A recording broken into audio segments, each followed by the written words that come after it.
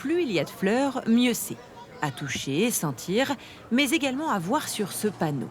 Saint-Benoît a décroché le Graal il y a 3 ans, les 4 fleurs du label Ville Fleurie. C'est cette année l'heure du verdict. La ville conservera-t-elle la note maximale? Le jury a l'œil partout. Que le jury soit là, c'est une certaine pression. Et en même temps, c'est une bonne pression parce que ça nous oblige aussi à toujours essayer d'être le plus performant possible. Donc c'est aussi une remise en question. Donc finalement, c'est une bonne chose.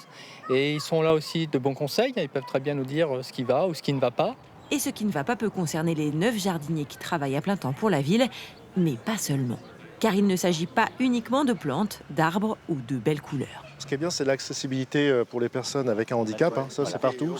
Voilà. Oui, c'est bien. C'est obligatoire. Ouais. Oui, mais ce sont des valeurs aussi qui font partie du label. C'est toute une harmonie qui est prise en compte. Au total, 64 critères sur une grille très complète. C'est un label cadre de vie, un label national. Donc c'est important puisque ça prend en considération bien sûr le fleurissement, mais pas que le fleurissement. Il y a aussi tout l'aspect environnemental, l'aspect sur la biodiversité. On regarde également le cadre de vie, aire de jeu, l'aspect les réseaux, est-ce qu'ils sont enfuis, est-ce que l'éclairage est en LED. Cela fait 15 ans que la commune travaille à obtenir ce label, à penser aux moindres détails. Et le résultat fait son effet. Je trouve ça vachement bien. C'est vrai que tous les matins, on a de la chance d'avoir une belle ville fleurie. C'est sympa, ça égaye tout de suite un petit peu la matinée.